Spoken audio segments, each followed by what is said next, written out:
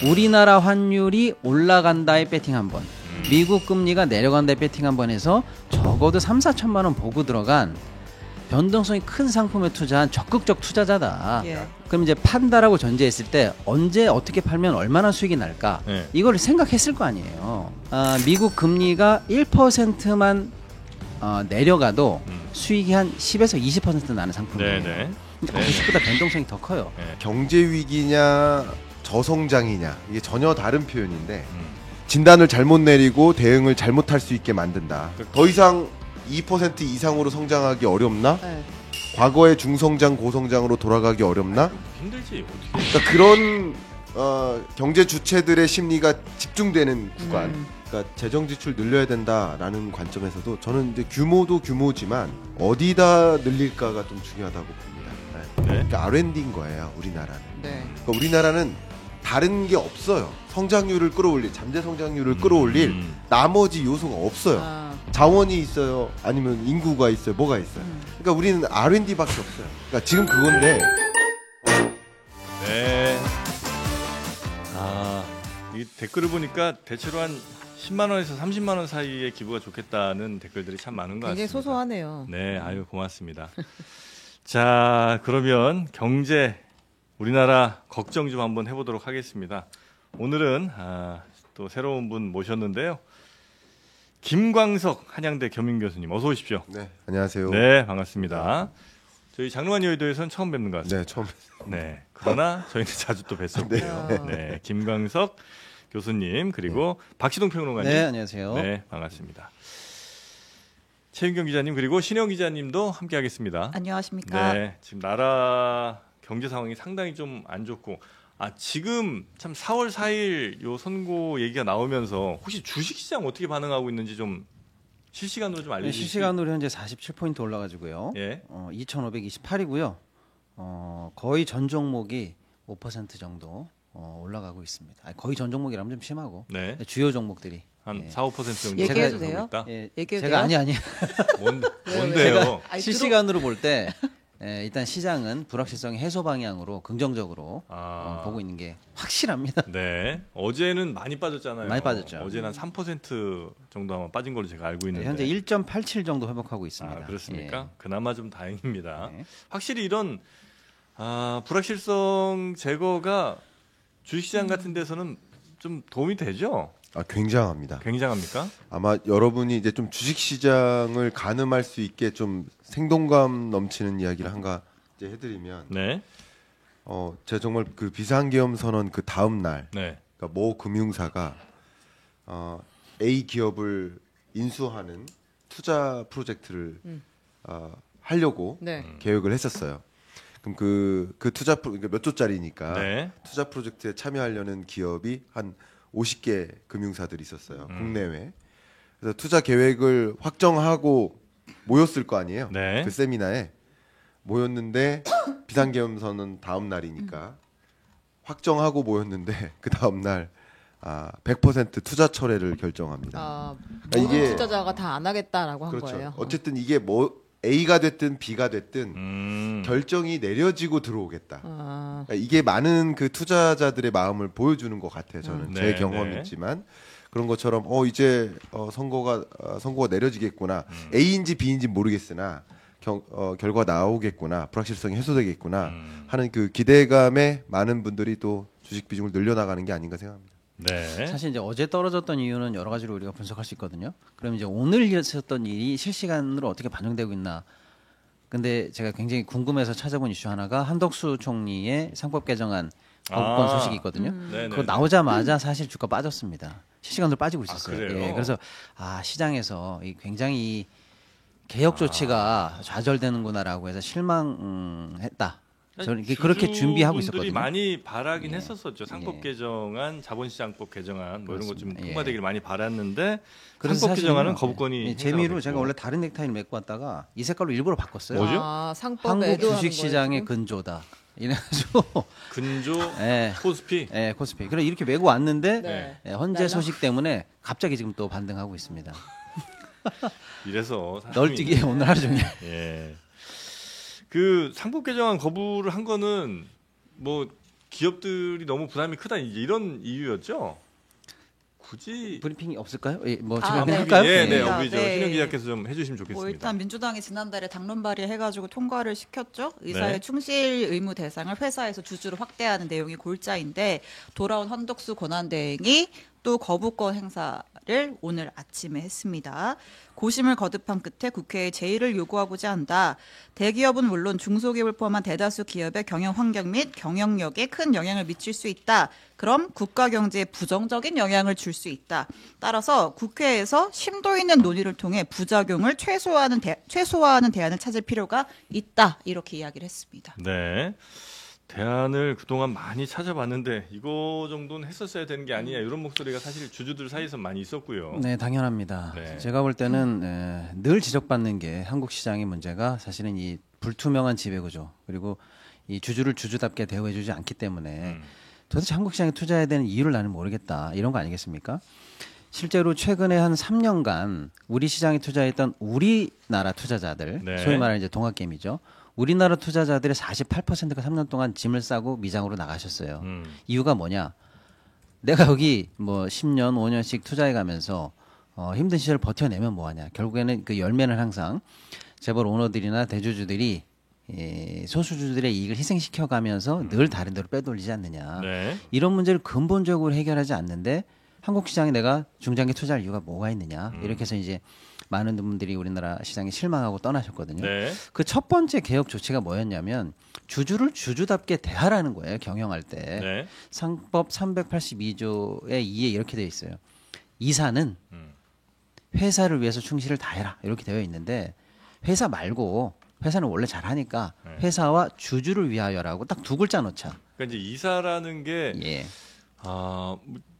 이제 어떤 사람들이 이제 그냥 아유 김 이사님, 정 이사님 뭐 이렇게 하다 보니까 이사가 좀 가볍게 보일 수도 있는데 사실 이사가 이제 그 회사의 주요 핵심 모든 걸 결정하는 의사 결정을 하는 그렇죠. 아니, 가장 이사는 중요한 법률적 용어입니다. 예. 우리 김 이사님 이거는 그냥 대우해 주는 거고요. 정 사장님 왜 이러세요?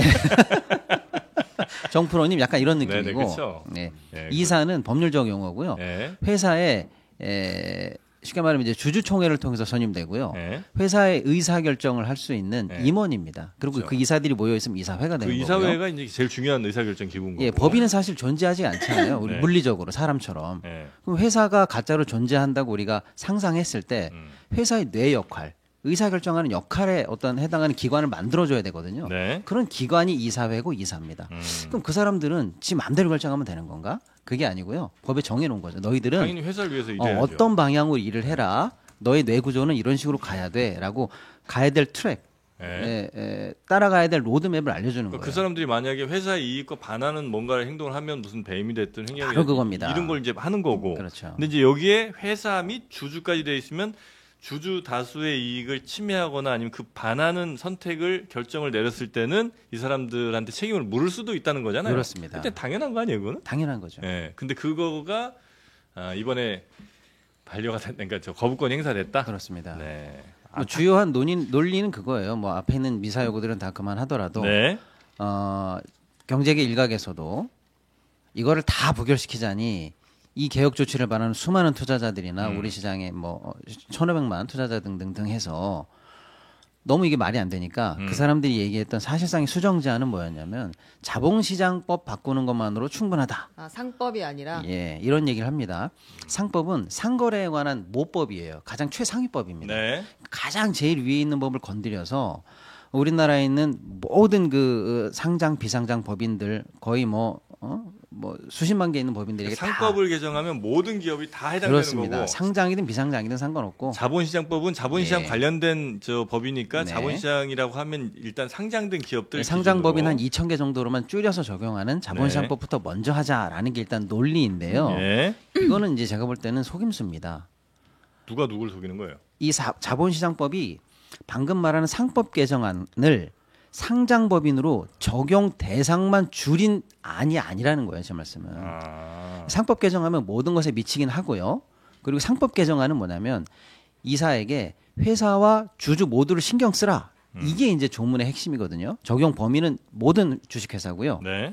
내용은 이사와 그러니까 회사와 주주를 다 신경 써라 이건데 네. 자본시장법 개정 안으로 검토되고 있는 건 뭐냐면 범위는 일단 좁히는 거죠. 상장사 2,400개 네, 정도로 네. 좁힌 건데 자본시장법 개정안의 대상은 뭐냐면 영업, 양수도, 뭐 분할 이런 것만 대상으로 한다라고 해서 일단 범위가 줄죠. 상법 개정안과 다른 그러니까 내용이에요. 상법 개정은 사실 모든 행위를 다 그렇죠. 주주를 신경 써서 하라는 얘기고. 다르게 살자 요 정도 느낌이잖아요. 그렇죠. 예, 근데 똑바로 해라. 근데 자본시장법 같은 경우는 예를 들어서 구체적으로. 식사 예절 뭐 이렇게 딱 줄인 거예요. 네네네. 뭐 교통법규 예절 이렇게 딱 줄여놓은 겁니다. 네네네. 근데 그나마도 의무화하면 되는데 이게 중요합니다. 이 얘기가 많이 안 나오고 있어요. 자본시장 개정안은 뭐냐?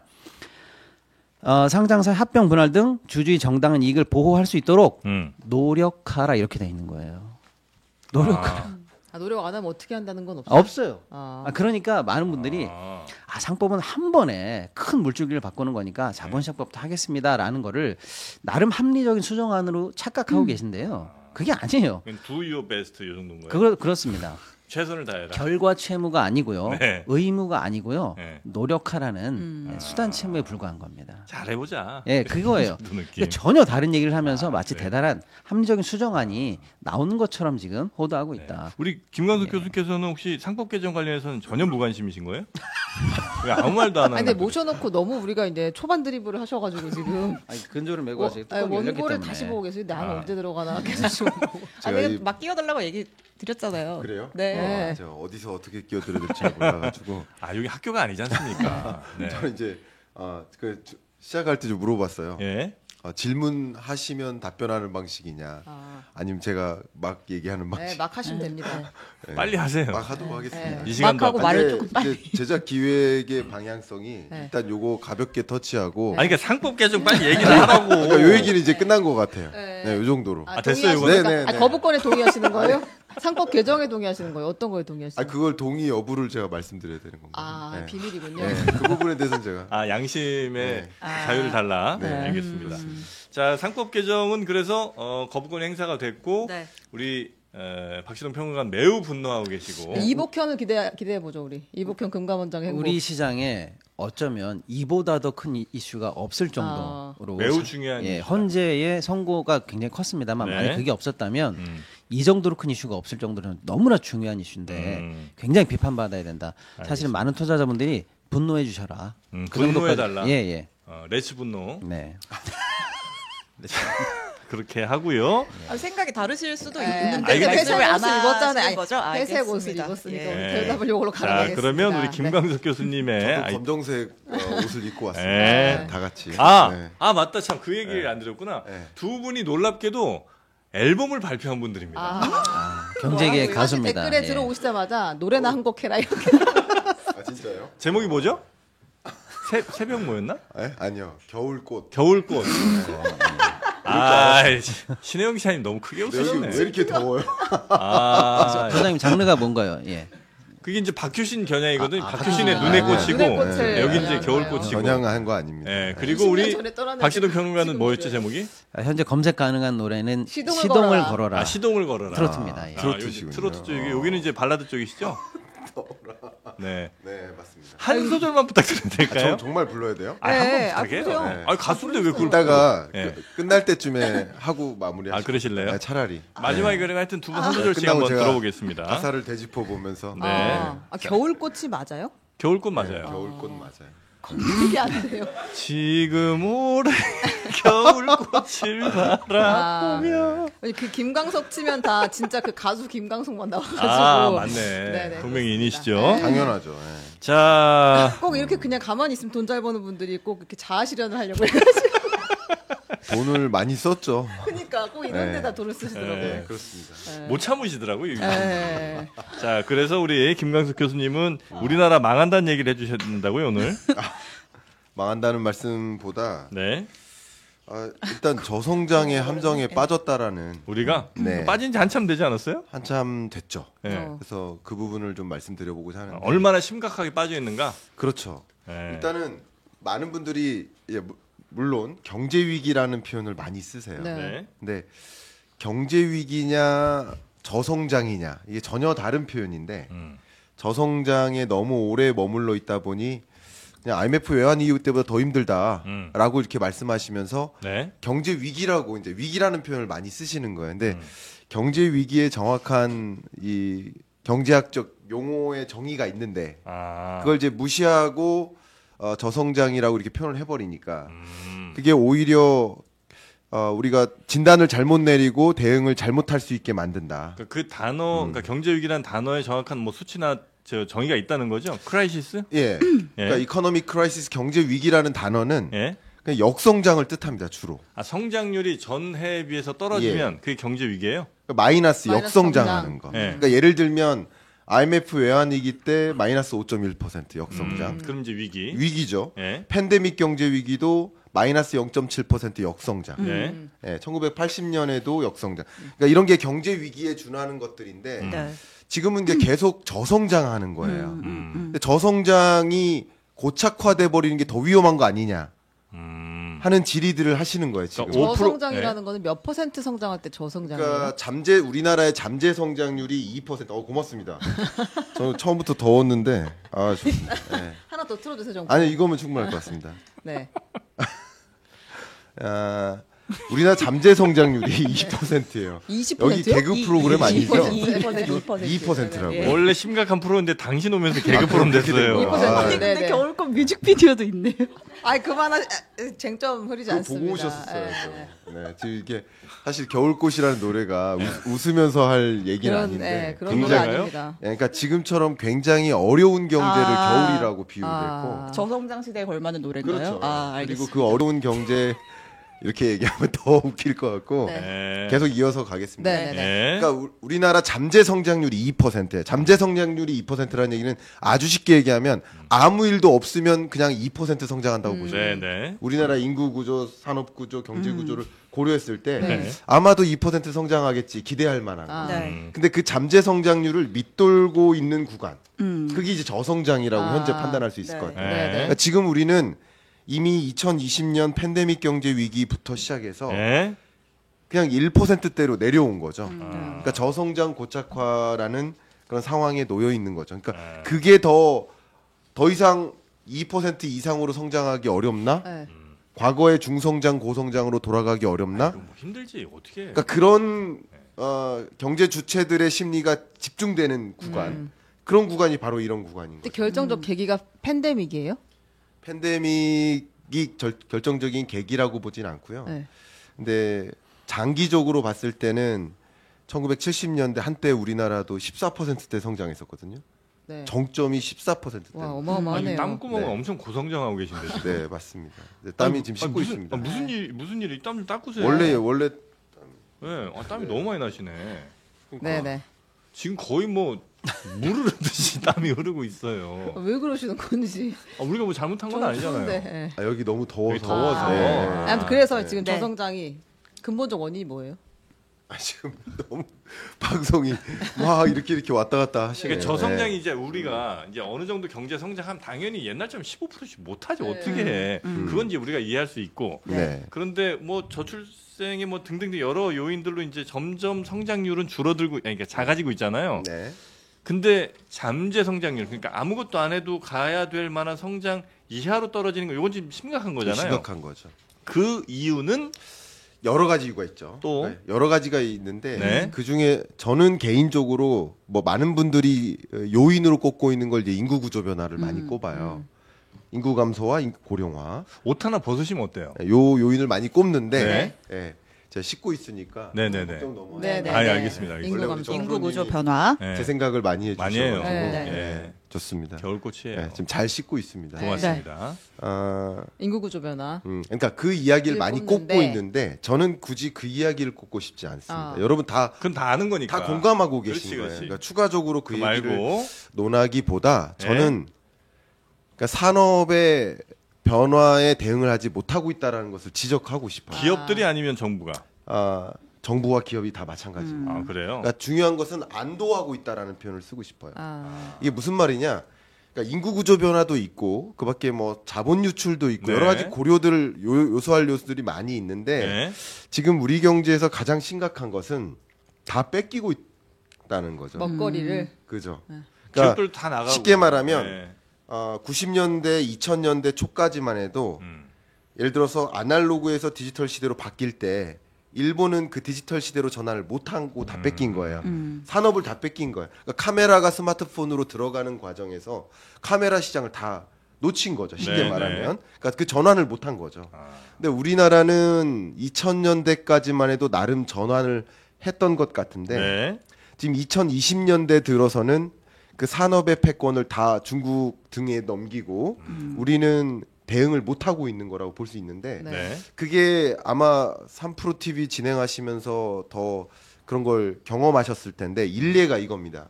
왜 안도한다는 표현을 썼냐면 일례를 들어보면 저도 2년 전에 네. 가장 대표적인 예입니다. 2차 전지주가 급등할 때 네. 그 많은 투자자들이 팬이 되어서 투자했던 분들이 뭐라고 얘기했냐면 2차 전지가 중국에 의해 추격을 상당 부분 받고 있다. 네. 라는 그 주제에 대해서 논의를 하면 그런 말을 하지 말아달라는 거예요. 아.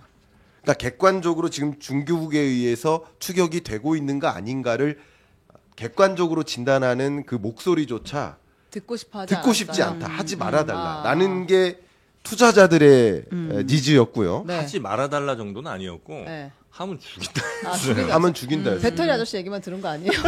그랬었고 기업 입장에서는 네. 중국이 이만큼 치고 들어온다라는 그런 어떤 보고나 이런 것들을 받을 때마다 아. 외면해. 외면하고 외면했습니다. 싶었구나. 아닐 거야. 못 본 척. 아닐 거야. 지금 우리 기술이 더 높아 항상. 아. 그러니까 이만큼 추격해 오고 있는데 계속 아닐 거야. 아닐 거야. 맞아. 안도합니다. 아. 그리고 제가 어떤 특정 공직자를 지적하고 싶진 않지만 네. 저도 이제 그런 회의에서 만난 자문회의 같은 데서 만난 각 정부 부처의 공직자, 고위 공직자들도 아니란 생각들을 많이 해요. 아. 그래도 여기 아직도 우위. 그러니까 계속 항상 판단하는 것이 아직도예요. 아직도. 네네. 아직도 우리가 위에 있다. 괜찮다. 근데 제가 이제 땀이 다 식었네요. 아유 고맙습니다. 근데 제가 지난주에 보았던 그 가장 좀 충격적인 충격적인? 보고서, 충격적인 보고서가 네. 그러니까 저는 개인적으로 한 15년 정도 전에 처음 이제 월급을 받았었던 게 이제 정식 이제 국책연구원에 임용받기 전에 처음 이제 계약직으로 연구원 생활을 했었던 기간이 있었습니다. 임용받기 전에. 그런 얘기 좀 빨리 좀 가면 안 될까요? 그때 네. 이제 그때 참여했던 보고서가 네. 그 한국과학기술기획평가원이라고 키스텝에서 네. 우리 한국의 기술 수준을 다른 나라들랑 비교하는 그런 보고서가 있습니다. 있죠. 그러니까 그게 매년 발간돼요. 네. 근데 올해 발간된 그 보고서에서 네. 반도체를 놓고 봤을 때 네. 중국과 반도체를 구성하는 5대 부문들을 비교합니다. 예. 5대 부문을 기초 역량 부분을 비교하는데 예. 단 하나의 부문도 빠짐없이 중국에 의해 추격이 된 거예요. 아, 이미. 추월당했어요. 그러니까 과거에 중국산 하는데 그 중국산의 정의를 바꿔야 됩니다. 그러니까 중국을 우호적으로 보거나 뭐 중국을 뭐 친중으로 보자라는 의견이 아니라 네네네. 인정할 건 인정하고 우리가 내세우고 있는 우리나라 산업의 가장 핵심인 반도체 산업조차 네. 기초 역량 분야에서 중국에 의해서 지금 추격이 됐는데 아니라고만 하는 거예요. 정부도 기업도 투자자도 다 아닌 게 아니라는 거죠, 제 얘기는. 네네네. 그러니까 이런 왜냐하면 우리가 한때 일본이 장악했었던 제철 산업, 조선 산업, 자동차 산업, 반도체 전자 우리가 다 갖고 우리가 왔지. 갖고 왔잖아요. 근데 네. 지금도 이걸 계속 일본이 왜 내줬을까? 저는 아니라고 안도했다고 생각합니다. 네. 그러니까 여러 가지 이유들이 있지만 이 잃어버린 10년, 잃어버린 30년 진입하는 거 아닌가 하는 걱정들 네. 많이 하시는데 네. 여러 가지 이유들이 있겠지만 저는 가장 중요한 게 이 산업 패러다임 변화인데 네. 나머지는 일본과 굉장히 흡사합니다, 진짜. 아, 일본처럼 지금 가고 잡히는 게. 있다. 그러니까 인구 구조 변화나 여러 가지가 완전히 흡사해요. 20, 30년 전 일본과 흡사한데 네. 지금까지 달랐었던 건 변화했던 거죠. 일본은 변화하지 않았고 우리는 변화했다고 생각을 했어요. 예. 근데 지금 이 순간에는 변화하지조차 않으면 그러면 답이 없다. 아, 실제로 그래서 지금 중국의 그 빠른 모습, 발달된 모습에 대해서 우리가 이제 피부로 못 느끼기도 하잖아요. 네. 신 기자님께서인가 한번 저 중국 출장을 다녀오신 적이 있으시죠? 최근에 아, 네. 네. 최근에 중국을 한번 예, 다녀왔습니다. 그때 이제 이런 취재를 좀 아마 하고 오셨을 텐데 어떠셨을까요? 무슨 얘기하고 있었죠? 아, 중국 분위기 어때요? 중국 분위기. 아 근데 제가 베이징을 베이징. 갔는데 네. 산업을 안 보시고 일단 공기가 맑죠. 아 공기가 맑아. 네. 그러니까 베이징 날씨가 이틀 뒤에 우리나라 날씨라고 하더라고요. 음. 그때 이제 우리나라 막 미세먼지 올 때여가지고 네. 베이징 공기가 되게 맑았고 네. 아무튼 막 높은 건물들이 많았다. 높은 건물들 많았다. 그건 옛날부터 많았어 근데. 베이징에는 너무 높은 것만 그러면 있어서 제가 체감한 거 간단히만 말씀드리겠습니다. 제가 체감한 거. 저는 네. 이제 그 매년 개최되는 CES와 MWC를 아. 매년 이제 대면 혹은 비대면으로 참석을 하고 있는데 네. 그러니까 이제 작년 재작년과 이제 비교가 되잖아요. 네. 근데 이번에 갔던 MWC에서는 네, 모바일 월드 콩그레스죠. 스페인 회사죠. 저는 이 C가 차이나인가 그 정도예요. MWC의 C가 차이나 아닌가? 그 차이나 아닌가 하는 생각이 들 만큼 신기술은 전부 중국발이에요. 너무 중국의 어. 모바일 및 통신 산업이 압도하고 있었습니다. 아. 제가 체감하기로도 그렇지만 다들 인정해요. 음. 그만큼 많은 사람들이 예를 들어서 관람객들도 중국 기업의 박람회를 더 그쪽으로 가서 전시장에서 지켜본다든가 그런 압도적으로 그런 모습들이 나타나고 있고 지금도 저는 예. 지금도 뭐 댓글에서 아유 야, 그래봐야 이런 분들이 계신데 그러실 수 있죠. 실제로 첨단 기술 AI 쪽은 AI는 정말 우리가 세죠. 완전히 뒤졌고 그다음에 로봇 쪽도 거의 접근 불가 수준으로 우리 떨어졌습니다. 그건 인정을 안 하면 안 돼요. 인정을 안 하면 안 돼요. 이게 뭐 중국을 내가 좋아해서 하는 얘기도 아니고 이미 수준 차이가 엄청나요. 마지막으로 한 말씀만 더 드리고 네. 간다면 우리나라가 그래도 ICT 산업만큼은 1위라고 생각했잖아요. 네. 근데 그 ICT의 핵심이 제가 보기에는 통신망이라고 생각합니다. 통신 인프라. 근데 우리가 5G를 최초로 상용했고요. 네. 근데 그 6G를 누가 상용화할 것인가? 누가 6G를 가지고 세계 표준으로 가져갈 것인가? 네. 이걸 놓고 경쟁하는 모습이 MWC 현장에서 저는 완전히 느껴졌거든요. 근데 우리나라 통신 3사는 6G라는 말을 꺼내지도 않습니다. 5G나 잘하라고 하세요. 그것도 지금 속도가 안 나와 죽겠구만. 그러니까 이제 중국이 6G라는 어젠다를 이미 꺼내들고 내가 이걸 표준을 선점하겠다라는 의지와 방향성을 다 갖춰 나가는데 우리는 아예 꺼내지도 못하고 있어요. 내가 5G 투자했다 망했잖아. 그런 식으로 ICT마저도 네. 그러니까 이런 부분에 대한 심각한 인정과 네, 위기를 인식하고 정확하게 투자를 맞아. 더 해야 돼요. 그다음 개발하고. 어떤 방식으로 갈 것인가를 고민해야 되지. 진단 자체가 지금 너무 좀 왜곡돼 있고 잘 안 하고 그 있어. 진단이 잘못됐다. 네. 그게 이제 제일 큰 위기란 말씀이시고 네. 박시동 평론가님 뭐 시동 거시는 것 같은데요. 아니 일단은 사실 우리가 성장률 얘기하다가 이쪽으로 간 거거든요. 네. 지금. 근데 성장률 관련해서 사실은 이제 잠재 성장률 얘기하면서 그 근본적인 위기가 뭐냐 이런 말씀 쭉 하면서 여기까지 네. 간 건데 잠재 성장률은 세 가지로 결정이 돼요. 뭐 하나는 뭐 인구, 노동력이죠. 하나는 개혁입니다. 쉽게 말씀드리면. 예. 그리고 또 하나는 투자인데 이제 그 기술 개발, 개혁 이 부분에 관해서 우리가 지금 변화하지 못하고 있다 이런 말씀을 주신 거고 한편으로 저는 그러면 투자 부분에 대한 얘기도 좀 안 할 수가 없는 투자? 게 예. 네. 그냥 여기 계신 분들한테 쉽게 말씀드려서 한 5년 내에 뭐 글로벌 다국적 회사가 뭐 한국에 몇 조 투자해서 뭐 공장 짓겠다, 뭐 아시아 헤드쿼터를 한국으로 옮기겠다 이런 얘기 들어보셨나요? 없어요. 없어요. 없고 네. 심지어 엊그제 나온 뉴스가 뭡니까? 현대차는 31조를 미국에다 빼겠다는 다 거예요. 미국으로 간대 지금. 예. 국내 국외 할 거 없이 우리나라에 지금 설비 투자 되고 있는 게 없어요. 그러니까 잠재 성장률은 악화 일로로 떨어질 수밖에 지표가 그래요. 지표가. 네. 그러니까 이제 방금 우리 소장님 말씀하신 것처럼 기술 개혁, 뭐 투자, 혁신 이런 걸로도 우리가 변화해야 되지만 네. 투자 부분 관련해서도 이걸 빠져가 나가는 걸 잡지 못하면 잠재 네. 성장률 계속 떨어집니다. 중요한 말씀 주셨는데 네. 그러니까 이게 잠재 성장률이 이제 높이라고 보면 네. 쉽게 설명드릴 때 이 세 개의 블록을 쌓으면 잠재 성장률이에요. 네. 하나가 노동 투입, 자본 투입, 총 요소 생산성. 그 중에 이제 노동 투입은 통제할 수 없다.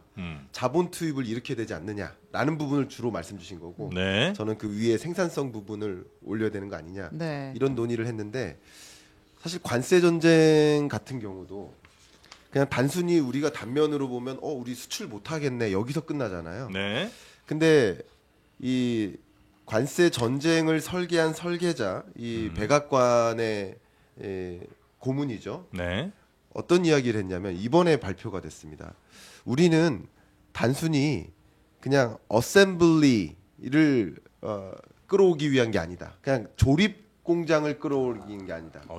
어셈블리가 아니라 네. 우린 매뉴팩처링이다. 그러니까 무슨 말이냐면 현대차, 기아가 공장 짓겠다라고 했고 투자 계획했는데 네. 그냥 단순히 부품 같은 거 다 수출하고 미국에서 완제품만 조립하는 데만 멈추는 거 아니야. 우리 조립 공장을 원하는 게 아니다. 핵심 제품, 핵심 부품을 미국에서 생산하기 원한다. 그러니까 이 얘기가 뭐냐면요. 자동차의 부품이 몇 개 들어가는지 혹시 아세요? 3,000개. 2만 개. 2만 개나 들어가요? 자동차의 부품이. 자전거가 3,000개도 많이 든 건데. 네. 그럼 3만 개? 2, 3만 개 아, 들어갑니다. 그래요? 네. 일반 내연기관차. 네네. 근데 이 내연기관차 우리 특히 아마 이 방송을 보시는 분 중에 동남권에서는 더 절감하실 텐데 자동차 완제품 기업의 공장을 이동하거나 혹은 가동률을 저쪽에서 더 늘리고 이쪽에서 가동률을 줄이면 앞단에 있는 2, 3만 개의 부품을 공급하는 부품 공장들이 다 문을 닫아요. 휘청휘청합니다. 중소기업, 네. 중견기업. 네. 그리고 그 지역 경제에 있는 이런 공장 이게 고구마 줄거리예요.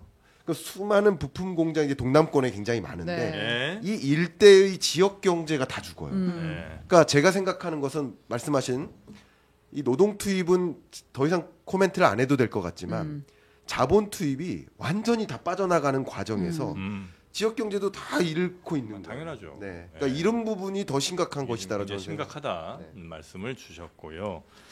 이제 뭐 자동차 말씀하셨고 이제 부품 경제 말씀하셨으니까 조금만 더 첨언하자면 네. 특히 이번에 현대차가 미국으로 다 진출하는 게 가요. 왜 문제냐면 자동차 생애 주기별로 있는 1부터 끝까지 있는 모든 단위의 이 라인이 통째로 갑니다. 그게 문제예요. 네. 심지어는 강판 생산하는 제철까지 넘어가는 네, 거 네, 아닙니까? 네, 네. 예.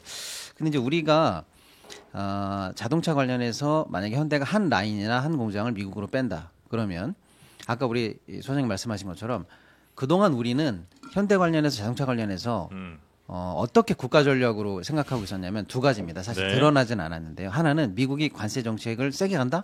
그럼 우리는 어떻게 할 건가? 하나, 완전 분해 모델로 간다. 그래 자동차 관세 붙여? 다 쪼개. 아, 네. 부품을 다 쪼개서 업체들을 가서 거기서 조립해. 약간 이런 느낌. 그게 하나의 전략이었어요. 또 하나는 뭐냐면 이제 다른 산업과 딜을 쳐. 자동차는 보호해.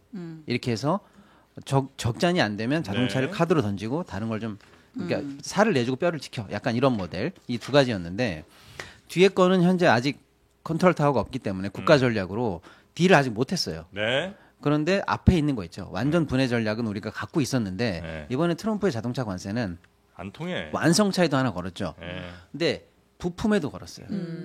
그럼 뭐야? 이제 부품으로 쪼개서 미국 가도 다 안 돼, 잡아 안 이런 돼. 얘기인데 네. 그러면 우리 완성차 조립 전략도 문제지만 지금 우리나라에 있는 아까 3만 개 자동차 부품을 만드는 회사 전체에 그 거기에 납품하는 모든 그 자동차 관련한 공업에 있는 회사들 중에서 그걸 만드는 회사들이 14,000개 정도가 네, 됩니다. 네, 우리나라에. 그 회사 중에서 50%가 4인 이하 기업이에요.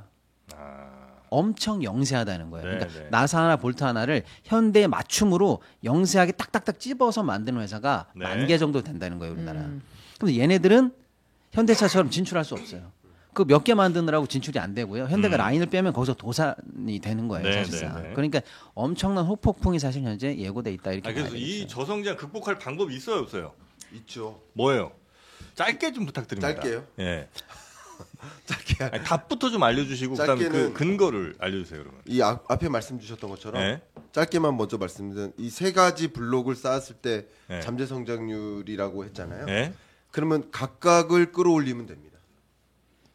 아, 딱 짧게 말씀하시죠. 아, 그, 예. 그 노동은 어떻게 안 끌어올리면 각각의 될까요? 블록을 키우면 됩니다. 네. 네, 답변 끝났습니다. 알겠습니다. 아니 어떻게 끌어올리는지가 아니 또 길게 말씀만 하시라고 하면 할 텐데 짧게 하라고 하니까 지금 뭐 저랑 적당히. 싸우자는 의미. 적당히 길게 마음 한번 상하셨어요? 더. 네. 아니 그러니까 노동은 어차피 안 될 거 아니에요.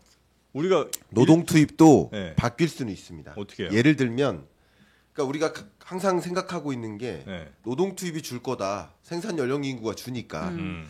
근데 생산 연령 인구에서 노동 참여를 더 이끌면 됩니다. 그러니까 어르신들도 일 더하게 하고. 어르신들도 그럴 수 있고요. 네. 노인 일자리라든가 네. 그에 맞는 일자리 형태를 제공한다면. 근데 지금 우리나라가 가장 극단적으로 OECD 회원국에서 한계점에 있는 것이 여성의 경제활동 참여율이 M커브라고 합니다. 되게 유명한 건데 네. 10대, 20대, 30대, 40대, 50대, 60대에서 다른 나라 그 OECD 선진국들은 고용률이 여성의 경우 고용률이 연령 중반대가 높아요. 예. 그렇게 내려가죠. 네. 고용 참여가. 3, 40대에 더 제일 그쵸. 높다는 근데 아니 거죠. 그분들이 와서 일할 때는 있어요? 그러니까 제가 드리는 말씀은 네. 우리나라의 경우에는 이렇게 올라가다가 3, 40대 때 오히려 떨어져요. 네. 경력 다시 올라- 단절의 경력 시기가 단절을 있는 거죠. 보여주는 네. 가장 대표적인 예인데, 네. 그러니까 우리나라의 일하는 방식이 음. 다른 주요 선진국들하고 경력 단절을 갖게 만드는 방식이라는 거잖아요. 아니, 그러니까 우리가 지금 일할 사람이 없어서 이게 안 되는 거예요? 둘 다죠. 일자리는 있는데 일할 사람이 없어요? 그냥 일자리도 부족하고요. 네. 일할 사람도 부족한 구조입니다. 우리가 이걸 미스매치라고 하는 거죠. 일자리도 부족하고 일할 사람도 우리 부족하다. 전체 2,700만 취업자 기준으로 봤을 때 그러니까 그 선호할 만한 일자리가 적다는 얘기 아니에요? 선호할 만한 일자리도 부족하고요. 예. 그러니까 일하고자 하는 사람에게는 일자리가 없는 거고요. 그리고 일하는 사람을 필요로 하는 기업 입장에서는 또 사람이 없고. 인력이 없는 거예요.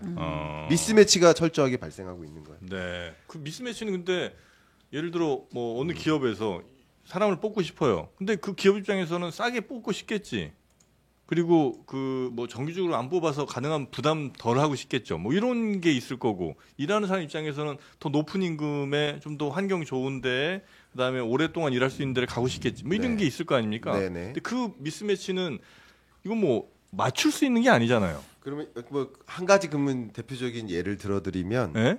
우리나라의 정책 기조가 물론 우리 이쪽에서 정치적으로 어떻게 받아들이실지 모르겠으나 저는 일하지 않는 걸 장려하는 정책 기조라고 생각합니다. 지금의 정책이. 일하지 않는 걸 장려한다. 예를 들면 가장 대표적인 게 제 정치적인 의지로 말씀드리는 게 네. 아닙니다. 네. 예를 들면 청년 수당이에요. 청년수당, 실업수당 가장 뭐 이런 거. 대표적인 게. 예. 그럼 청년 수당은 일하지 않는 청년을 보조해 주는 방식이에요. 예. 그럼 일하지 안 해도 되는 상황을 만들어 주는 거예요.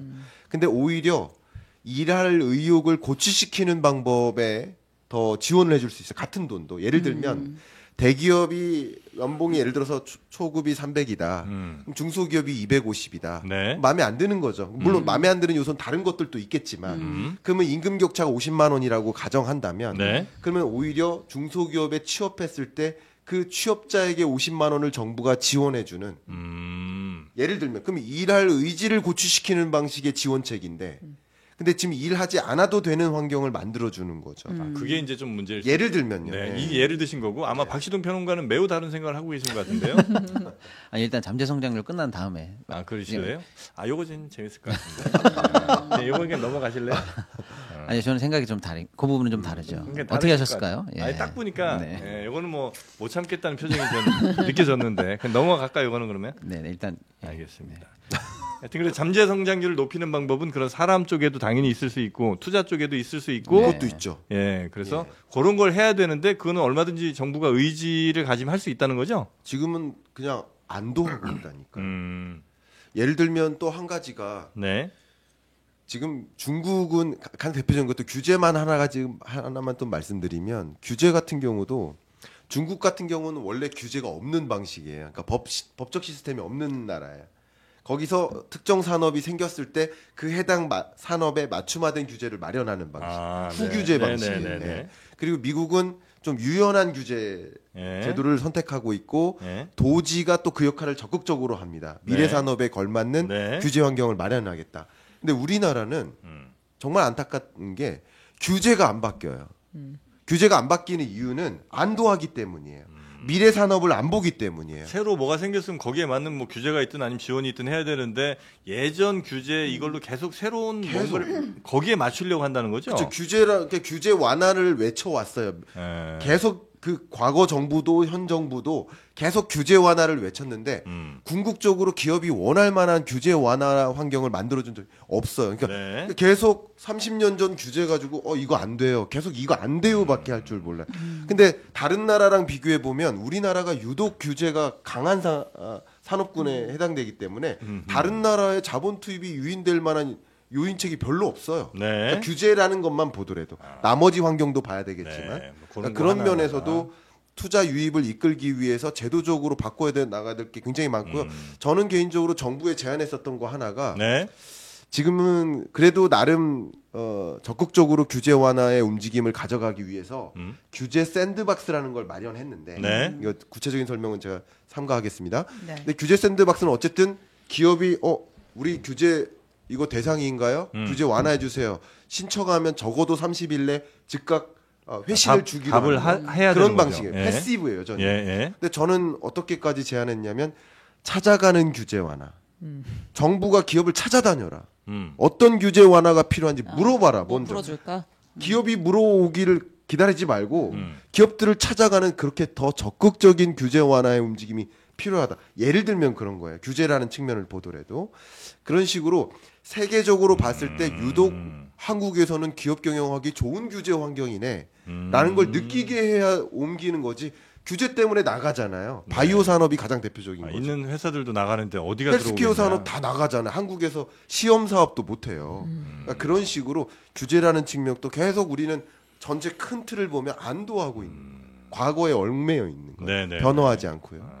지금까지 일단 소장님 해주신 말씀을 제가 이제 정리하면 이제 우리가 지금 성장률 얘기를 하고 있는 거잖아요. 네. 근데 이제 잠재 성장률을 아까 내버려두면 가는 거다라고 우리가 이제 시청자분들 이해하시기 편하게 말씀드린 거고 실제로 내버려두면 가는 게 잠재 성장률이 아니고 네가 할 수 있는 최대치가 잠재 성장률이에요. 너는 원래 이 정도 할 수 있는 애야라고 우리가 미루어 짐작할 수 있는 최대치. 네. 근데 우리나라의 잠재 성장률이 지금 계속 떨어지고 있어요. 너의 잠재력 뭐 이런 건 거죠? 예. 예. 최대한의 포텐셜 앞에 최대한을 좀 붙여주죠. 아, 네가 할 수 그래요? 있는 모든 걸 다 했을 때가 이 정도야. 아, 그럼 잠재 성장률보다 늘 낮게 나오는 게 맞겠네요. 뭐 낮게 나오든지 근데 심지어 우리가 그걸 오버해서 비트한 적도 있습니다. 아. 예. 그런데 이제 문제는 예? 지금은 잠재 성장률 자체가 낮아지고 있는 거가 예. 위기다. 근데 변화하지 않고 그거 인정하지 않는다는 게 골자 말씀이신데 그거를 전제해 놓고 문제는 뭐냐면 지금 정프로님 말씀하신 것처럼 그럼 그 잠재 성장률만큼 얼만큼 실제 점수는 따라갔느냐. 네.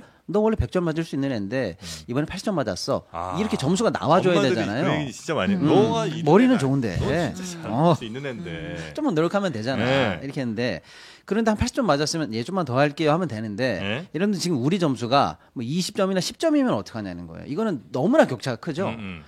그러면 잠재 성장률 떨어지는 것도 문제지만 그 성장률을 비해서 더 떨어지는 건 두 번, 세 번 곱하는 문제가 되는 네. 거잖아요. 지금 그래서 이제 우리나라 2025년도 성장률 전망치가 계속 발표되고 있는데 네. 최근에도 제가 말씀드렸는데 그 하향치가 계속 밑단을 깨고 있다라는 게 지금 심각한 건데요. 아, 그리고 밑으로 계속 가는 예, 근데 문제가 뭐냐면 한국은행은 지금 현재 우리나라가 2025년에 1.5를 할 거라고 전망을 했어요. 1.5 성장. 1.5. 이것도 사실은 세 달 전보다 2점대에서 내린 1점대로 확 낮춘 거거든요. 네. 굉장히 낮은 거예요. 근데 OECD가 아니요, 한국은행도요. 한국은행도. 지금 문제는 뭐냐면 네. 0점대가 나왔다는 거예요. 2025년도 한국의 성장률 전망치 하단이 0.9가 나왔습니다. 와. 영국의 이제 캐피탈 이코노믹이라고 해서 걔네들이 낸 수치인데요. 여기 이제 선동열 방어율이라는 얘기를 우리 예전에 많이 했었어요. 그렇습니다. 0.9가 나왔어요. 예. 0.9가 나왔고 그럼 얘네들은 뭐, 뭐 이상한 애들인가 봐 이렇게 생각할 수 있는데 그렇지가 않고요. 어마어마한 애널리스트나 이런 걸 전문으로 하고 있는 사람들이 수십 명이 연구해서 내는 겁니다. 공신력이 없다고 말할 수 없어요. 이제 0점대 성장이 0점대가 나올 나왔어요. 수도 있다. 예. 근데 이제 0.9% 성장. 예. 거기 잠깐 코멘트만 해드리면 예. 0.9% 성장이 어떤 수준인지 체감가기 좋게 말씀드리면 글로벌 금융위기 때 네. 2008년 네. 그때 우리 한국 경제가 0.8% 성장했어요. 아 그래요. 그 그때 제 계좌가 수준의 300만 그 원짜리 수준의 90만 원 성장률이다. 그 수준의 성장률을 얘기하는. 그만큼 이건 심각한. 아, 근데 그때는 저성장. 진짜 그 해에 정말 너무 큰 충격을 받았던 거고. 네. 근데 지금은 이렇게 지금 그 훅 떨어- 수준이라고 그러니까 훅 인정을 해야 떨어진 게 되는 아니라 거예요. 그냥 슬슬 떨어진 게 지금 여기까지 내려왔다는 거잖아요. 그러니까 지금- 25년이 잘못 어찌어찌 잘못 가면 0.8, 0.9도 갈 수 있다라는 것을 이제 하단을 말씀 주신 겁니다. 네. 예. 근데 이제 왜 그럼 이런 수치가 나왔냐면요. 네. 얘네들이 멘트를 정확하게 했어요. 제가 딱 이렇게 얘기합니다. 지금 한국 경제 여러 가지로 어려울 것 같고 한데 뭐 금리가 인하가 되거나 수출이 뭐 이런 거 뭐 그게 중요한 게 아니고 네. 정부 지출 둔화가 일단 수치를 잡는 데 가장 크게 영향을 했다. 정부 지출 둔화. 예. 정부가 돈 안 쓴다. 빨리 네. 추경하라 이 얘기예요. 아. 예. 그 다음에 뭐냐면 한국의 정치적 위기가 가장 주요한 불확실성이다. 이렇게 정치적 얘기했습니다. 위기. 예. 예. 이거 해결되지 않으면 너희들 눌려. 그리고 정부가 빨리 컨트롤 타워가 돼서 정부 지출을 통해서 내수부터 회복하고 네. 등등등 할 수 있는 공식대로 하지 않으면 답 없어. 이런 얘기가 좀 나왔고요. 네. 얘네들이 0.9를 냈습니다만 이제 하단을 1.5, 1.6으로 잡았던 기관들이 1.2 계속 낮춰서 내고 있어요. 네네네. 근데 저는 이게 하단이 낮아지는 걸 저번에 한 번도 제가 살짝 말씀드린 것 같은데 보통 때는 한국은행이나 정부의 전망치보다 얘네들이 늘 민간에서 낸 수치들이 0.23이 더 낮아요. 그래서 우리가 보통 저기는 좀 급진적이야. 그렇게 좀 배제해도 괜찮았었어요. 옛날에는. 네. 단순히 약간의 성향이다 이렇게 보면 됐거든요. 근데 지금 그게 아니에요. 뭐냐면 이 민간에서 내고 있는 수치가 리얼타임이에요. 지금은 급진이냐 아니냐가 아니고요. 네. 리얼타임이냐 딜레이 타임이냐 이렇게 보시면 돼요. 그러니까 한국은행이나 이런 데도 3달, 2달 이렇게 늦게 수치를 내고 있고요. 여기는 실시간으로 내고 있어요. 네, 네, 그러니까 네. 지금 현재 우리가 이성적표를 내고 있다는 걸 인정하고요. 어차피 두세 달 후엔 두세 달 후에 나올 이성적표가 거니까. 돼요. 네. 그러니까 실제로 이제 1.0대를 가정하지 않으면 안 된다는 거예요. 그러면 불과 1.0대를 예상했는데 3달 전에 다 2점대를 예상했던 기관들이에요.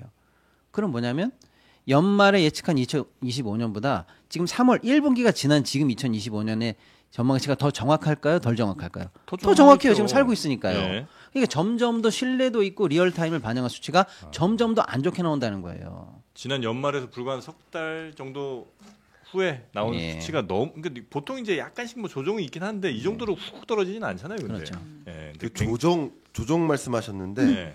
조금 첨언드리면 한국은행 기준으로 예.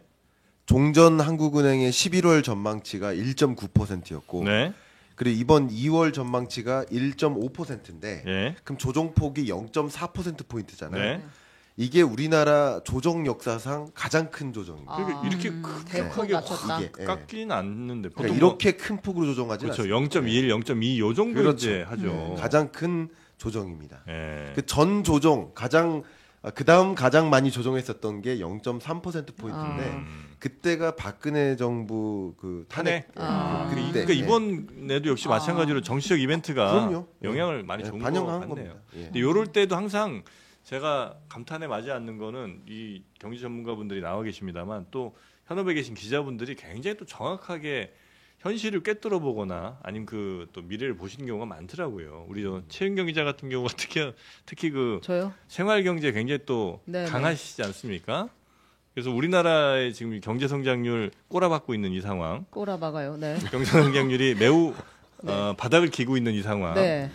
혹시 극복할 방법이 있을까요? 아니 근데 두 분이 저는 항상 대한충이기 때문에 계속 어쩌자는 건가만 지금 생각했는데 네. 두 분 말씀을 정리해 보면 김광석 교수님이 이렇게 얘기하는 거 아니에요. 일단 신산업 기술 투자를 해야 된다. 그 네. 산업이 더 활성화될 수 있도록 규제를 적극적으로 풀어라. 뭐라도 해볼 수 있도록 지금 이런 얘기를 계속 하시는 거고. 그리고 이제 박시동 평론가님은 정치적 불확실성을 일단 해소해야 한다. 그렇죠. 그리고 돈이 돌게 추경을 그 기점으로 계속해서 나라 돈을 좀 더 풀어가지고 투자를 해라. 이제 이런 얘기를 지금 하시는 것 같아요. 네. 이게 종합적으로 되면 0.3% 포인트는 오르지 않을까. 아 이거 다 잘하면 네. 가능할까? 근데 이 정말 어려운 그리고 뭐든 다 떨어진 이 순간에도 올리는 회사들도 있긴 있습니다. 있습니다. 예, 예를 들면 인터넷 비교원 같은 경우가 원래 최대 108만 원까지가 현금 혜택 아니었습니까? 이것도 사실 작지 않은 금액이었거든요. 올렸습니까? 근데 무려 20만 원을 더 올려서 128만 원까지 올렸습니다. 이거 어제 한 사람들은 어떻게 하라고 이렇게 하는지 모르겠습니다. 엠바고였잖아요. 그래서 인터넷 변경시 최대 48만 원, 휴대폰 변경시, 그러니까 휴대폰 변경하는 게 통신사 변경이죠. 여기 50만 원, 와 많이 늘었습니다. 정수기 렌탈 30만 원 해서 총 128만 원. 와 인터넷 비교원에서 아마 좀 더 저 혜택 주는 데를 아마 찾은 모양이에요. 그래서 네. 거기 이제 못 참겠다 우리가. 안 되겠다. 그래서 아. 우리가 1등으로 다시 치고 나간다. 그래서 128만 원까지 늘려놨으니까 여러분 혹시 집에 쓰고 있는 인터넷 내가 좀 너무 오래 썼다 싶으시면 바로바로 교체하시고 그리고 핸드폰 통신 사업자 역시도 한 회사에 오래 있는다고 그 회사가 여러분에게 고마워하진 않아요. 호구로 봅니다. 아, 예, 오래 머문다고 좋은 게 아닙니다. 네. 추경을 비교원에서 한다는 인터넷 댓글이 비교원이 추경하고 있다고 지금 네, 댓글이 나왔어요. 오래 쓰셨다면 한 번씩 이렇게 갈아주시면서 여러분 통신 회사들의 경쟁을 좀 직접 여러분이 시키시면 어떨까 싶습니다. 1670에 2571, 1670에 2571번으로 전화하시면 되겠고요. 지금 받아 적으시는 제가 거예요? 적고 있습니다. 네. 네, 한 번만 더 불러주세요. 1670에 예. 2571. 257 하나.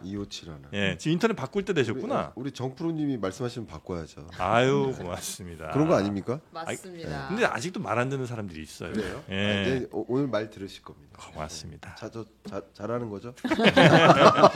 이분이 컨텐츠보단 이런 걸로 방송을 참 많이 하십니다. 아이고. 아유, 고맙습니다. 네. 1670-2571로 전화하셔서 여러분 혜택, 자고 있는 혜택 깨워 가시기 바라겠습니다. 우리나라가 매우 걱정이라는 거는 네. 뭐 여기저기서 많이 얘기를 하고 진짜 요즘 내수 경기 뭐 박살났다, 뭐 건물주들도 지금 뭐 비명을 지른다 등등 여러 뉴스들을 우리가 접하면서 어떻게 해야 되나 했는데 딱히 마땅한 무슨 뾰족한 수가 있는 건 아니고 정부는 재정 지출을 좀 늘리고 그 다음에 규제를 좀 풀고 이런 것들이 이제 우리가 할 수 있는 다이어트 같은 그런 해결책이네요. 그죠? 적게 먹고 많이 운동하는 거 말고는 없는. 네, 제가 이 말씀을 드리니까 기업들이 대변해줘서 너무 고맙다고 말씀해주신 그 이야기가 있어요. 뭐죠? 잠깐 또 추가적으로 말씀드리면, 그러니까 재정 지출 늘려야 된다라는 관점에서도 저는 이제 규모도 규모지만 어디다 늘릴까가 좀 중요하다고 봅니다. 네, 어디다 늘릴까? 근데 그 어디다냐라는 것은 일단 지금까지 얘기한 것들 속에서 나온 게 네. 그러니까 R&D인 거예요. 우리나라는. 네. 그러니까 우리나라는 다른 게 없어요. 성장률을 끌어올릴, 잠재 성장률을 끌어올릴 나머지 요소가 없어요. 아, R&D 말고 뭐가 없어요. 네. 자원이 있어요. 아니면 인구가 있어요. 뭐가 있어요. 그러니까 우리는 R&D밖에 없어요. 그러니까 지금 그건데 제가 아까 살짝 그 MWC 다녀온 걸 말씀드렸는데 그거 한 번 갔다 온 거 너무 많이 써먹으신 것 근데 같아요. 요 말씀을 꼭 부럽습니다, MWC. 드리려고요. 네. 갔는데 이걸 어디까지 말씀드려야 될지 모르겠지만 하여튼 장관급 두 분이 다녀가셨어요. 우리나라에. 네, 어. 다녀갔어요. 근데 저는 그럴 거면 오지 마셨으면 좋겠다라는 말씀을 드리고자 하는 겁니다. 왜요? 무슨 말이냐? 그 어마어마한 그 박람회에 30분 다녀가시는데 사진 찍으러 오시는 건지. 아, 근데 이게 어떤 문제가 초래되냐면 네. 그 한 명의 그 고위공직자가 오시면 네. 수많은 수행원들이 싹 옵니다. 그렇죠. 그러면 거기 한국관이 있거든요. 네. 중소기업관이 있고 네. 심지어 우리 정부 부처에서 그런 걸 지원해줘요. 네. 박람회 참가하려면 이런 중소기업들이 요만한 데스크 하나 가지려고 1,000만 원, 2,000만 원 냅니다. 그거 일부 지원받아서 가는 거예요. 네. 근데 거기 가는 목적이 뭐냐면 비즈니스 파트너와 미팅하려고요. 명함 하나 더 받으려고요. 그렇죠, 네. 그렇죠. 그래서 그 거래처를 더 확보하려고. 네. 근데 그 중요한 미팅이 잡혀 있는 순간에 마침 다녀가시면 모든 미팅이 다 철회돼요. 아. 한국관 전체가. 한국관 전체가 수많은 중소기업 예를 들어서 한 50개, 100개 정도 중소기업들이 다 미팅이 철회됩니다. 그러니까 오시는 것도 맞으나 저는 의견을 드린다면 청바지 입고 운동화 신고 그냥 공부하러 오셔라. 공부하러 오셔라. 그래서 이 산업이 여기까지 가고 있네. 중국 기술이 이만큼 가고 있네. 우리는 뭘 해야 되지? 어떤 규제 완화가 필요하지? 어떤 부분에 인력을 더 양성해야 되지? 어떤 R&D 지출을 더 해야 되지? 이런 부분에 대한 고민하고 생각을 더 많이 하고 오셔야 되는데 그냥 사진 찍고 가시고 그러시면 네, 네. 정말 많은 기업들이 얻을 수 있었던 그 비즈니스 기회마저 잃게 되는 일들이 있거든요, 실제로. 이거 굉장히 많은 분들이 공감하실 겁니다. 이게 진짜 기업인 분들이. 아니 우리 저 교수님이 이렇게 분노에 차서 얘기하는데 네.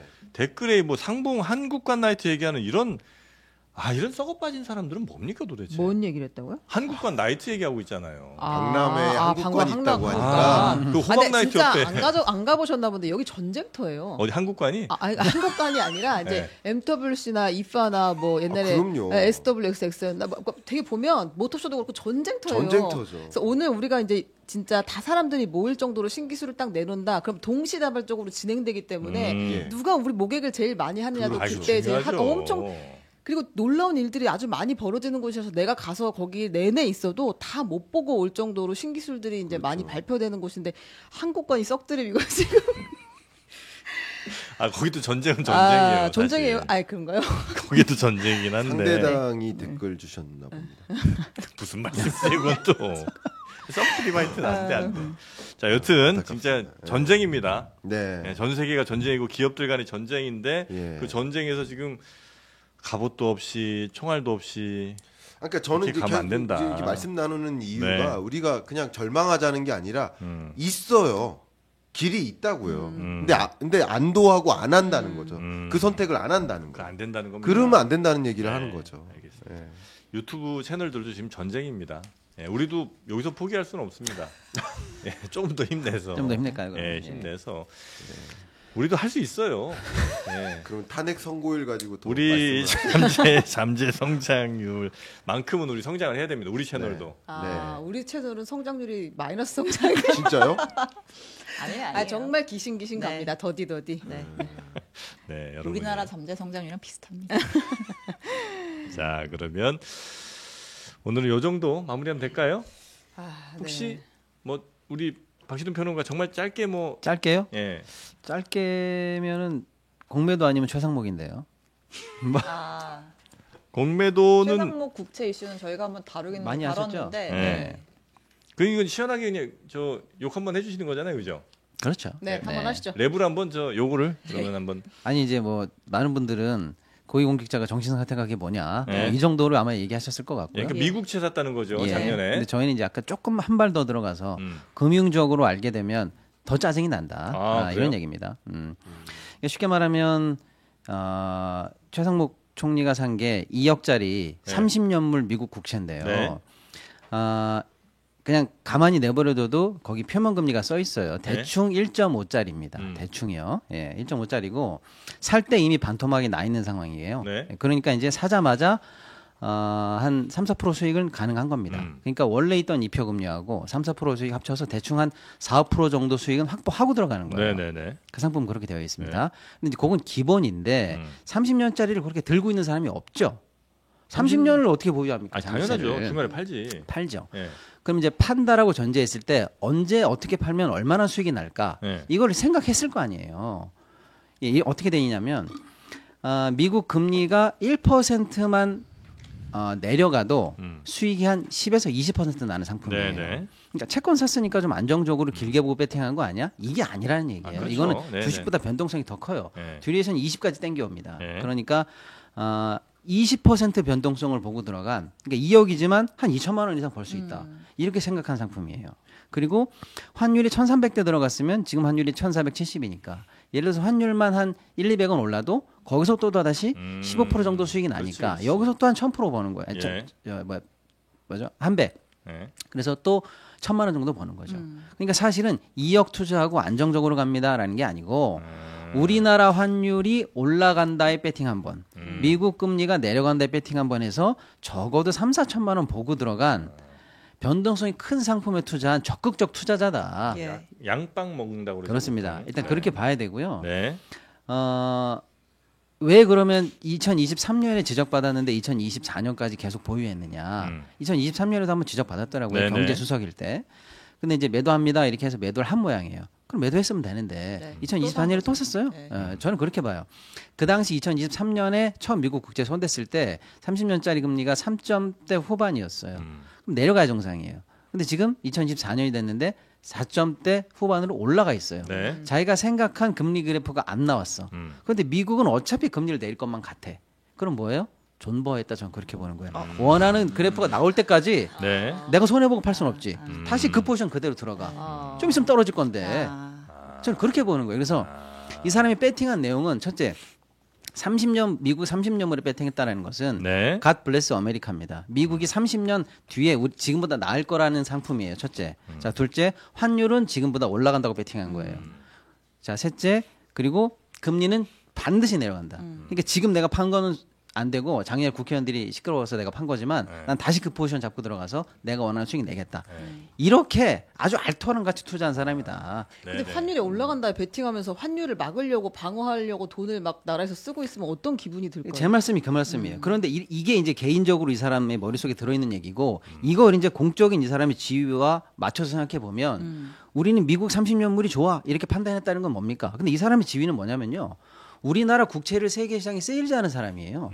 한국 정부가 발행한 국채가 올해 220조입니다. 이거 내년에 좀 사주세요. 이러고 세일 다니는 사람이 정작 자기는 남의 나라 국채를 샀다는 미국 거고요. 국채를 사고 있어. 그다음에 환율 방어의 최전선에 있는 사람입니다. 네. 외환보유고가 지금 몇백억 불이 빠졌고요. 외평기금이 작살이 났습니다. 지금. 그럼에도 불구하고 환율 방어를 계속 해야 되는 사람인데 자기는 환율이 거꾸로 방어가 안 되고 올라가는 데 배팅한 사람이라는 얘기예요. 네. 뭐든지 말이 안 되는 사람입니다. 그리고 그 계획이 다 틀어졌음에도 불구하고 네. 야 다시 들어가서 내가 원하는 수익이 날 때까지 버텨라고 했던 그런 사람이다. 그리고 어떤 분들은 이게 예. 야 3년, 5년도 아니고 10년, 20년, 30년 가면 그만큼 더 안정적인 거 아니냐고 생각하시는 분들이 있을 수 있는데 아까 뭐 잠깐 얘기가 이제 지나가긴 했습니다만 연도가 길어지면 길어질수록 마치 곱하기 3처럼 그렇습니다. 가격 변동이 엄청 심해요. 그래서 제가 말씀드렸잖아요. 이건 예. 20% 보고 들어가는 상품입니다. 그러니까 그래서 예. 이거는 되게 약간 위험한 그러니까 보통 전문가가 아니면 좀 위험한 투자일 수도 그렇습니다. 있는 네. 그런 상황이라는 주식보다 거죠. 변동이 더 큰 상품에 네네네. 그리고 어떤 내부적인 로직을 가지고 배팅했는지를 제가 설명드리는 거예요. 네. 그렇다고 설마 뭐 최상무 부총리가 일부러 환율 올린 건 아니겠죠. 설마 뭐 자기 돈 벌려고 그렇게까지 했겠습니까?라고 우리 이제 생각을 합니다. 아니, 나라 전체 경제가 걸려 있는데 설마 그러진 않았겠지. 아니요, 모르겠어요. 왜냐하면 아니 본인이 공적으로 해야 되는 일과 예. 사적으로 이익을 취할 수 있는 포지션이 지금 반대 포지션을 가고 있잖아요. 우리가 뭐 그 사람의 공적 마인드를 말로 믿습니까? 행동으로 그 믿지. 약간 한일전에 일본에 베팅하는 거랑 비슷한 느낌 아닐까요? 아니 이겨도 이제 좋고, 우리가 저도 지난번에 좋고 이렇게. 이재용 얘기했습니다. 이재용 회장이 뭐 위기에 강하고 역전에 능한 독한 삼성은이 되자 네. 이렇게 발표하지 않았습니까? 그러고 돌아가는 길에 SK 하이닉스 주식 산 거랑 똑같은 거예요. 아이고. 알겠습니다. 예. 하여튼 그 정도로 굉장히 분노하고 계시다. 시간이 없기 때문에 요점만 말씀드렸습니다. 알겠습니다. 저희가 그 방송 마무리하기 전에 네. 네. 초두의 시청자 여러분께 약속하셨던 약속했었던 노래 한 네. 소절. 안 윈터플라워. 입고 계셨군요. 해야죠. 윈터플라워. 자, 계속 겨울꽃. 아니, 저만 해요? 아니, 같이 하셔야죠. 먼저 하세요, 한번 하세요. 그 노래 아니 모르니까 댓글에 먼저 계속 하셔야 왜 돼. 가수 둘이 나와서 노래는 안 하고 딴소리 하냐고 계속. 자, 겨울꽃 먼저 갑니다. 아, 자, 노래를 얼굴에서 종이 뗍니다. 신영 기자님. 참 홍보를 위해서 네. 네. 다 하도록 하겠습니다. 그 마지막 부분만 아, 그렇죠, 그렇죠. 예, 예. 예. 근데 되게 진지한 노래인데 클라이막스. 그러니까 겨울은 어려운 경제, 알았다고요. 네, 꽃은 위로를 뜻하고 네. 하겠습니다. 아 이거 이거 에코 있나요? 에코 있죠. 네, 저희가 있습니다. 넣어드립니다. 네, 에코 네. 부탁드립니다. 5, 6, 7, 8. 귀엽다. 1, 2, 눈 3, 마주치지 4. 않습니다. 네. 분명 거기에 있었죠. 비어나기를 위로도 되지 않는 위로라도 겨울꽃. 아 열심히 했어요. 오 열심히 감사드립니다. 와. 오. 네. 웃지 마. 네. 웃지 마세요. 그래서 감사합니다. 유튜브에 네, 겨울꽃 알았어. 김광석 네, 검색하시면 됩니다. 자, 박신우 평론가. 아, 제 노래요? 본인 게 있잖아요, 또. 아니, 제 노래는 안 하고 그냥 뭐 네. 한마디만 하겠습니다. 아, 그러시네요. 네, 원래 트로트 가수니까 네. 트로트 한 소절만 하겠습니다. 아, 좋습니다. 네. 전 국민이 좋아하는 트로트 네. 돌아와요 부산항에 들어가도록 하겠습니다. 박자 한번 넣어주세요. 5, 6, 7, 8. 꽃 피는 동백섬에 봄이 왔건만 여기까지 아유, 하겠습니다. 고맙습니다. 예. 아유. 아니, 두 분은 주변 사람들로부터 노래 잘한다는 소리를 들으신 거예요? 그래서 이 앨범 내시는 왜 거예요? 이러세요? 전 가요제 출신입니다. 아야, 상 엄청 받았습니다. 아, 맞고요. 그다음에 우리 김광석. 그러니까 저는 그냥 제 꿈을 이루고 아, 주위에서 그런 소리가 없었지만 없었습니다. 네. 알겠습니다. 좋은 노래 네. 네, 다시 한번 감사드리고요. 네. 요거는 저희가 쇼츠로 따로 제작을 한번 해보도록 아, 이거 하겠습니다. 노래 대결인가요? 네. 그러니까 탄핵 선고일 지정 축하 공연으로 제목 따라서. 그렇습니다. 예. 자, 네. 그러면 두 분은 여기서 보내드리고요. 지금까지 경제 코너였습니다, 여러분. 오해하지 않으셨으면 좋겠고. 아, 일단 4월 4일 탄핵 선고가 오늘 이제 발표되면서 급하게 좀 저희가 전해드렸는데 내일 모레 아마 계속해서 여러 뉴스들이 쏟아질 것 같습니다. 저희 장로환 여의도와 늘 함께해 주시고요. 금요일은 저희가 아마 특별 방송이 이어질 것 같아요. 오전 11시에 탄핵 선고가 있으니까 아마 그 시간 전부터 저희가 계속 아마 라이브를 여러분께 송출을 해드릴 거고요. 그 선고 이후로도 아마 저희가 평론가분들 혹은 각 당에서 계신 분들과 함께 이야기를 좀 나눌 예정이고, 어쩌면 그 결과에 따라 토요일에 저희가 생방을 또 기획을 할 수도 있으니까 저희와 함께 해주시기 바라겠습니다. 오늘은 여기서 마무리하겠습니다. 함께해 주신 여러분 고맙습니다. 감사합니다.